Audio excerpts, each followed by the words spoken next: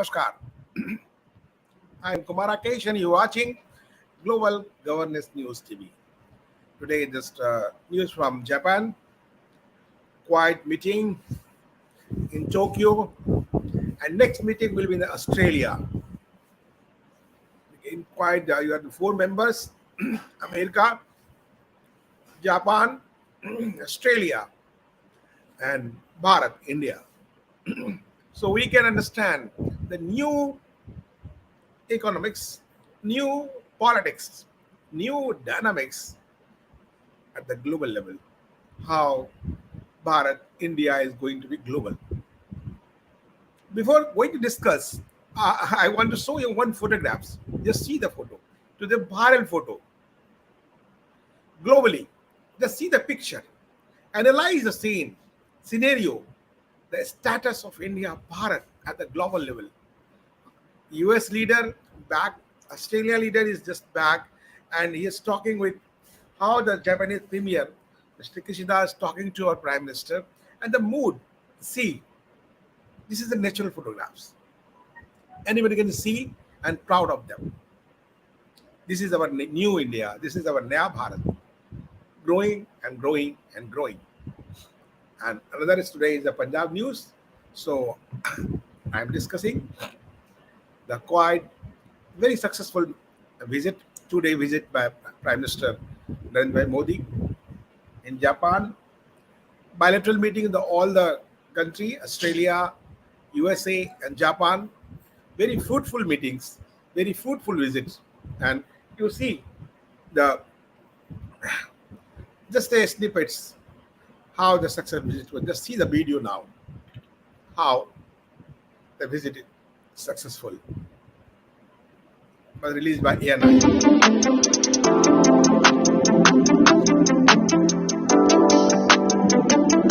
Tokyo में मित्रों के बीच होना मेरे लिए बहुत खुशी की बात है। क्वाड इंडो पैसिफिक क्षेत्र के लिए एक कंस्ट्रक्टिव एजेंडा लेकर चल रहा है। इससे क्वाड की छवि एक फोर्स फॉर गुड के रूप में और भी सुदृढ़ होती जाएगी। Prime Minister, there's so much that our countries can and will do together, and I'm committed to making U.S.-India partnership among the closest we have on earth. Our relationship with India is a very important one, and it was a great honour to meet with Prime Minister Modi. Japanese leader.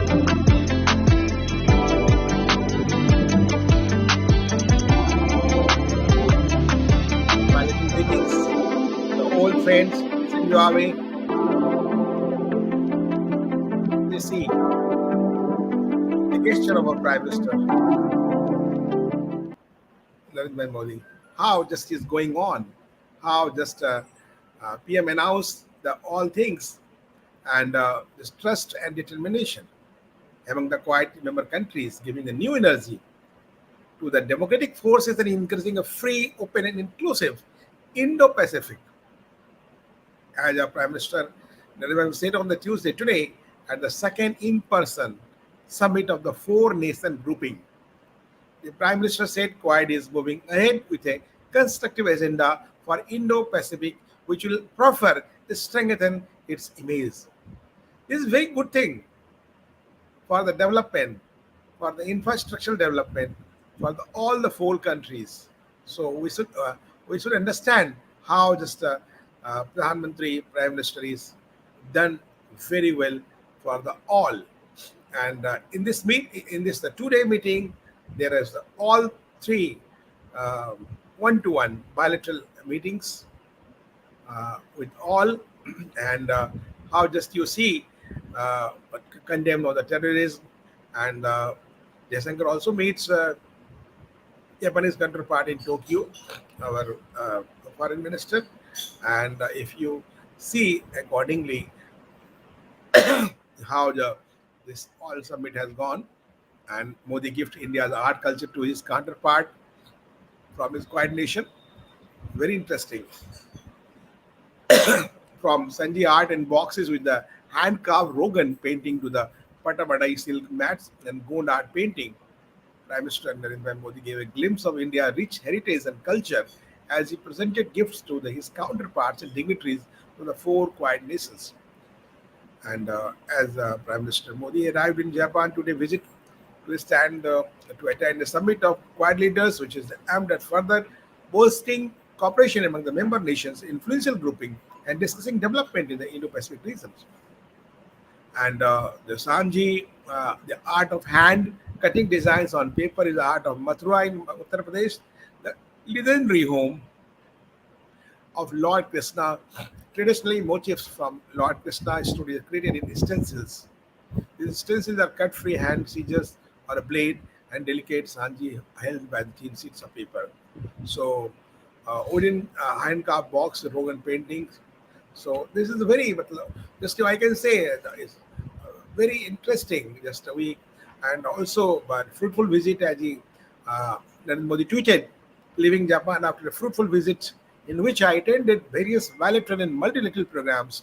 Glad to see the Quad emerge as a vibrant forum for further global good. As also had excellent bilateral meetings with all Quad leaders. And Modi reconnected with the Suga, Abe, Mori as the three former Japanese PM calling in Tokyo. This is also a good gesture. As he tweeted, made former PMs Shinzo Abe, the very good friend of, personal friend I can say, as I know it, with Prime Minister Narendra Modi and Oshiro Mori, and we had wonderful discussion on the various topics. As Narendra Modi tweeted, the Japan-India Association is playing a commendable role in boosting ties between our nations. And glad to meet over the Suga out in Tokyo and Jayashankar, the External Affairs Minister, and Dr. S. Jayashankar also met the counterparts, signed of the Quiet Meet Summit here, and discussed the global issues.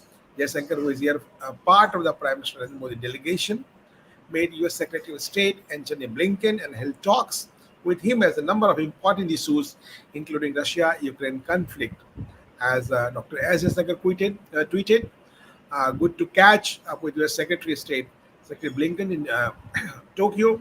Continued our conversation on the Ukraine conflict is knock on effect and important regional issues. We'll work together to take forward the quiet understanding.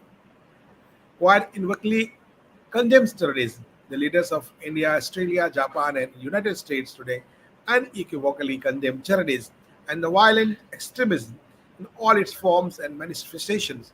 Reiterated their condemnation of the terrorist attacks, including the 26/11 Mumbai and Pathankot attacks perpetrated by the Pakistan-based terror groups.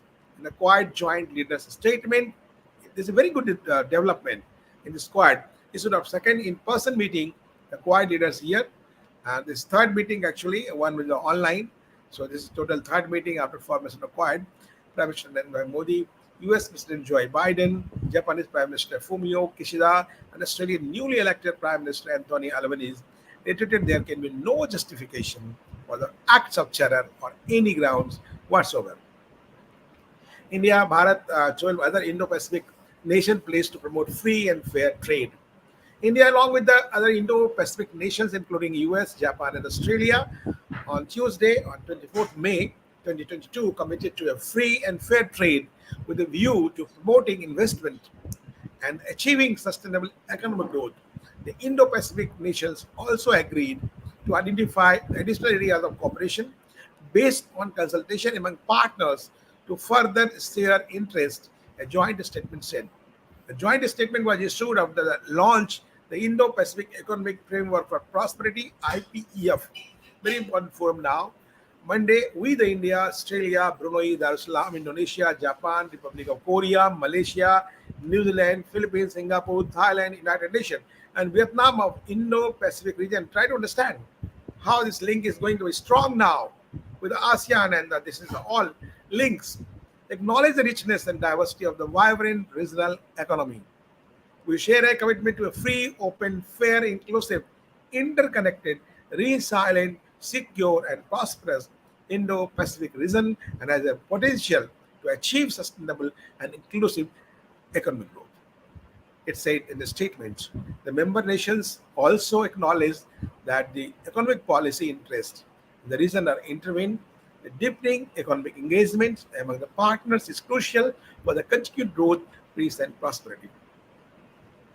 PM Modi holds a fruitful discussion with the new Australian counterpart Albanese and discussed a way to add even greater momentum across key sectors of their robust bilateral strategic ties. Modi and Albanese met on the sidelines of Quad Summit in Tokyo a day after the center-left Labour Party leader was sworn in. The Australian Prime Minister, India's comprehensive strategic partnership with Australia is robust and benefits not only people of four nations but also the world. Modi tweeted after his Madden meeting with his new Australian counterpart.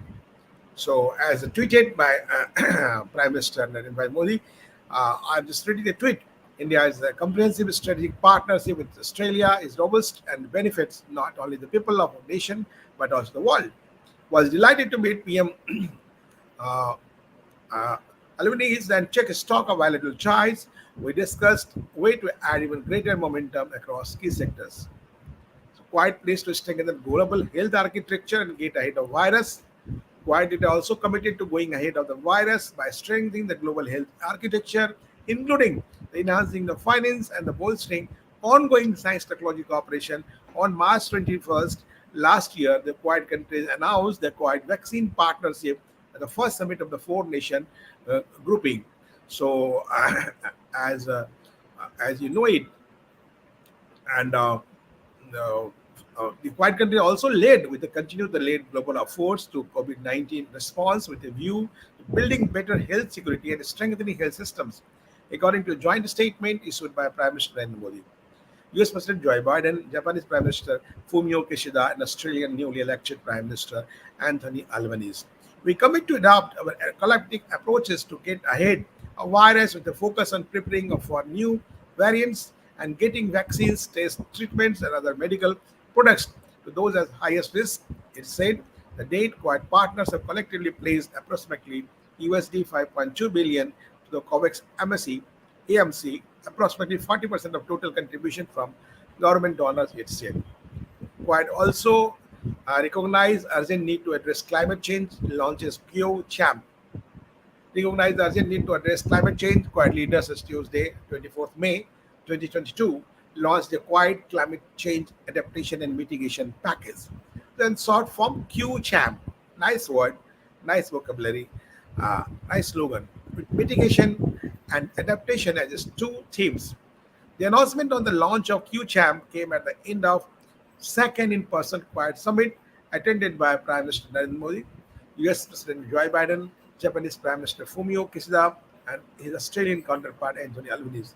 A joint statement by the four leaders said that they have decided to individually and collectively further strengthen their cooperation to mitigate and adapt to the impacts of the climate change, which poses especially serious challenges for the Indo-Pacific region, recognizing the urgent need to address climate change as emphasized in the latest intergovernmental panel on the climate change IPCC reports, and will steadfastly implement the Paris Agreement to deliver the outcomes of COP26, according to the joint statement.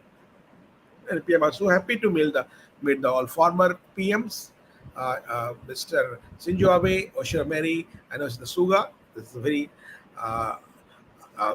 nice, actually. This depends on the how India, Bharat believes in the relationship. And this is called the Ganesh Group of MPs. PM Modi visited the Japan PM, former PM Japan Suga for his Ganesh group of MPs. Former Japan PM Suga belongs to a group of MPs called the Ganesh Group. PM Modi appreciated Suga for this. PM Modi also invited Ganesh Group MPs to visit India and visit the festivities during the Ganesh Festival this year. As we know, the Maharashtra, our Ganesh Puja is very large and really, and all I saw the pics. There's the really pics of the day and virally how this is viral. So you can just see and enjoy the pics. As I told you earlier, and I started the show. The one picture is more than 1,000 words. So really, this picture, we're so just proud of this picture. Really, smile for the all Indians are living in India, Bharat, or outside India. This is a big picture for for the big country, for the big development, as I understand, as you know. So there is many very fruitful visit as declared by the Prime Minister, and very one to one, and he was very happy. And while all many best MOU signed for the development of country, so we can understand the power and energy of our Prime Minister. They stand, but who is sorry to the statement of this, I think, childish statement of Mr. Rahul Gandhi earlier in London. I think they should sorry for that. How Rahul made this childish statement with his followers and the advisors. They should feel same. They should be same on that. So thank you. Just a time of break. And after break, we'll discuss on the Punjab politics and the new development in Punjab.